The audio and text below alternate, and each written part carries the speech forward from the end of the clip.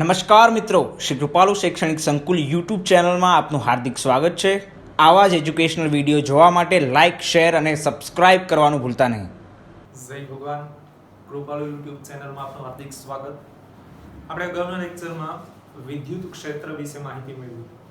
વિદ્યુત ક્ષેત્ર એમાં એક જ વીજભાર હતો આપણી પાસે, ત્યાં કેપિટલ Q સ્ત્રોત વીજભાર, અને P બિંદુ પાસેનો આપણો પરીક્ષણ વીજભાર, યાની કે P બિંદુ પાસે ક્ષેત્ર માટેનું સૂત્ર આપણે આવી રીતે લખ્યું હતું. કેપિટલ E સદિશ રાશિ 1/4πε0 Q/r² r કેરેટ.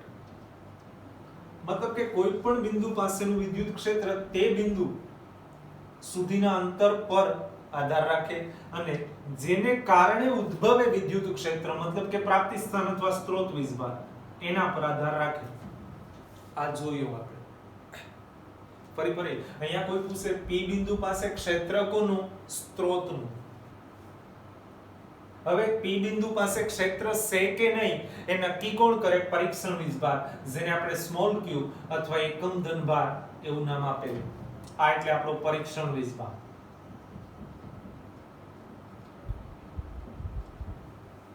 હવે આ તો એક વિદ્યુત ભારને કારણે P બિંદુ પાસે ક્ષેત્રની વાત કરી.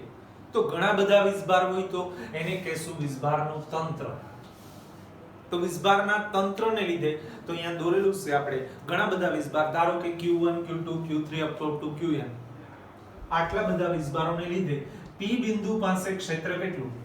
જો આ વીજભારોના પોતાના પોઈન્ટથી તો અલગ જ પોઈન્ટ વિચારવું પડે. અહીંયા એવું નથી કીધું કે Q3 પાસે ક્ષેત્ર કેટલું, એવું નથી આપણે રજૂ કરવાનું. અયોગ્ય વાત નહીં, યોગ્ય વાત. P બિંદુ પાસે ક્ષેત્ર કેટલું, મતલબ કે આ બધા આપણા માટે સ્ત્રોત વીજભારો થઈ ગયા. અને P બિંદુ પાસે કોઈ વીજભાર વિચારવો પડે, છે કે નહીં નક્કી કરવા. શું ક્ષેત્ર ત્યાં હાજર છે કે નહીં નક્કી કરવા, એને આપણે પરીક્ષણ વીજભાર, ધારો કે +1 કુલમ હશે. તો આ ગણવા માટે પેલા વ્યક્તિગત વાતો કરવાની. આપણે એમાં જરૂરિયાત કેવી ઊભી થાય તો કે Q1 થી P બિંદુનું અંતર, Q2 થી P બિંદુનું અંતર, Q3 થી P બિંદુનું અંતર અને Qn થી P બિંદુનું અંતર. આ આટલું ક્લિયર રાખવાનું. તો આપણે રજૂ કરેલું છે 1 થી P r1p સદિશ, 2 થી P r2p સદિશ, 3 થી P r3p સદિશ રજૂ કરવાની રીત, અને n થી P rnp સદિશ. તેમાં વ્યક્તિગત વાતો કરીએ. P બિંદુ પાસે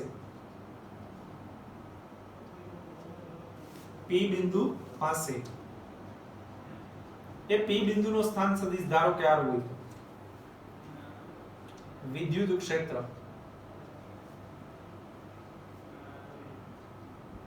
કોને કોને કારણે? તો પહેલા શરૂ કરીએ Q1 ને લીધે. તેનું નામ થશે E1. સેમ ફોર્મ્યુલા, અવકાશમાં જ વાત છે એટલે 1/4πε0 શૂન્ય અવકાશમાં Q1/r1p નો સ્ક્વેર ઇન્ટુ r1p કેરેટ. આના પરથી અહીંયા સ્ત્રોત વીજભાર Q1, એ જ રીતે Q2 ને લીધે તો નામ થશે E2. એનું સૂત્ર 1/4πε0. હવે સમજ પડી ગઈ કે શું રજૂ કરવાનું છે. r2p² r2p caret. અહીંયા ઘન કરવો હોય તો અહીંયા સદિશ. એમ અપ ટુ n માં ને લીધે, Qn ને લીધે તેનું નામ થશે En સદિશ En 1/4πε0 Qn/rnp નો સ્ક્વેર ઇન્ટુ rnp કેરેટ. તો આપણા n વીજભારોના તંત્રને લીધે P બિંદુ પાસે ક્ષેત્ર, દિશા રજૂ કરવી તો કરી શકીએ. P બિંદુ પાસે એકમ ધનભાર ધારી લીધો. હવે ધનભાર પર લાગતા બળની દિશામાં ક્ષેત્રની દિશા હોય. ઓકે, 1 એ ધનભાર, ધન વચ્ચે અપાકર્ષણ એટલે E1 ની દિશા આમ થશે. E2 આ તરફ રહેશે. E3 આ તરફ રહેશે. બધા જ વીજભારો આપણે ધન પસંદ કર્યા. ધન વચ્ચે અપાકર્ષણ એટલે આ ધન ને આ ધન P બિંદુ પાસેનો આપણો પરીક્ષણ આ સ્ત્રોત બન્યો તો આ ધન ધન વચ્ચે અપાકર્ષણ E3 આમ જશે n મો પણ ધન છે ધન ને આ પણ ધન ધન ધન વચ્ચે અપાકર્ષણ એટલે એની દિશા આમ જશે એનું નામ En થશે હવે આ તમામ સદિશોનું પરિણામી સદિશ એટલે જ આપણું P બિંદુ પાસેનું વિદ્યુત ક્ષેત્ર તેથી આમ P બિંદુ પાસે કુલ વિદ્યુત ક્ષેત્ર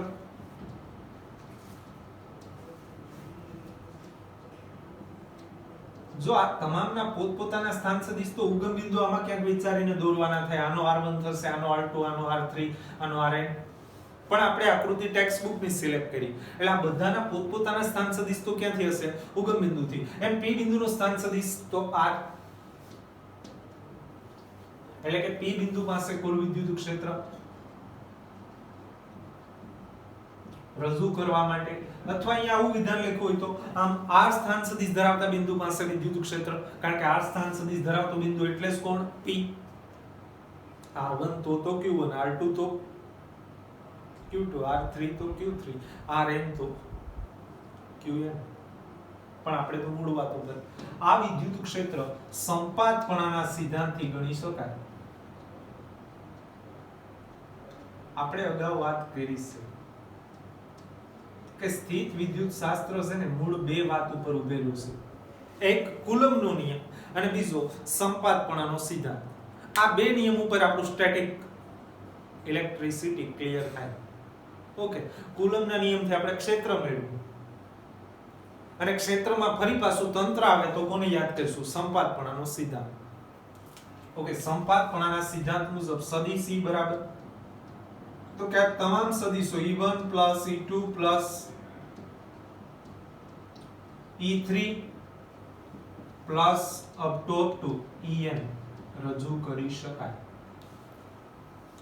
સંપાતપણાનો સિદ્ધાંત એટલે કોઈ પણ બિંદુ પાસે વિદ્યુત ક્ષેત્ર માટે બાકીના તમામ વિસ્ભારોનો વિદ્યુત ક્ષેત્રનો સદિશ સરવાળો અને આ સદિશ સરવાળો કોનાથી ઉકેલી શકાય સમાંતર બાજુ ચતુષ્કોણનો નિયમ બોલે તો ધોરણ 11 હાલો તો સદિશ E1 એટલે આપણે રજૂ કરી શકીએ 1/4πε0 અથવા કે અવકાશ શૂન્ય અવકાશમાં Q1/R1p નો સ્ક્વેર જે અગાઉ મેળવ્યું તે * R1p caret plus 1/4πε0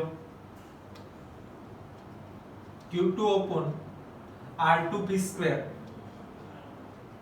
* R2p caret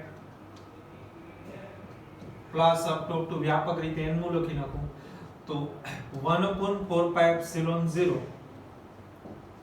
Qn/Rnp નો સ્ક્વેર * Rnp કેરેટ આ સરવાળો સતત છે 1 થી લઈને n સુધીનો તો આનું એક સિમ્પલ સ્વરૂપ પણ આપણે રજૂ કરી શકીએ આમ પરિણામી ક્ષેત્ર E બરાબર દરેક પાસે કોમન શું છે તો કે 1/4πε0 અને સરવાળો સતત હોય તો ગણિત મુજબ સિગ્મા i બરાબર 1 થી લઈને ક્યાં સુધી તો કે n સુધી કોનો તો કે Qi/RIP નો સ્ક્વેર * RIP કેરેટ તો વિસ્ભારોના તંત્રનું વિદ્યુત ક્ષેત્ર નીચે પૈકી કયા સૂત્રથી રજૂ થાય તો આપણે રજૂ કરી શકાય જ્યાં i ક્યાંથી 1 થી લઈને n સુધી સરવાળાને રજૂ કરવાનું ગાણિતિક રીત સતત સરવાળાને રજૂ કરવાની ગાણિતિક રીત તો આપણને ટૂંકા પ્રશ્નોમાં પૂછી શકે થિયરી તો આ સમક્ષ રજૂઆત છે પરિણામી ક્ષેત્ર માટેની આકૃતિ હવે ખાસ મહત્વનો વિદ્યુત ક્ષેત્રનો ભૌતિક અર્થ એ વધુ તમે આગળ ભણશો જેમ જેમ ધોરણ આ 12th ક્લિયર કરશો અગાઉ તમે વીજ ચુંબકીય તરંગો એ સમજવા માટે આપણે જે આ વિદ્યુત ક્ષેત્રનો જે ઉલ્લેખ કર્યો જે ફેરાડે બાપાએ એ ઉપયોગી છે વધુ એટલે વધુ આપણે વિદ્યુત ક્ષેત્રના ભૌતિક અર્થને ટેક્સ્ટ બુક મુજબ રીડ કરી લેશું એના પછી ક્ષેત્ર રેખાઓ એ પણ એક મહત્વનો ઉપયોગી પોઈન્ટ છે ક્ષેત્ર રેખાઓ વાંચ્યા બાદ આપણને 4 તારણ મુખ્ય છે એ જોઈએ નેક્સ્ટ લેક્ચરમાં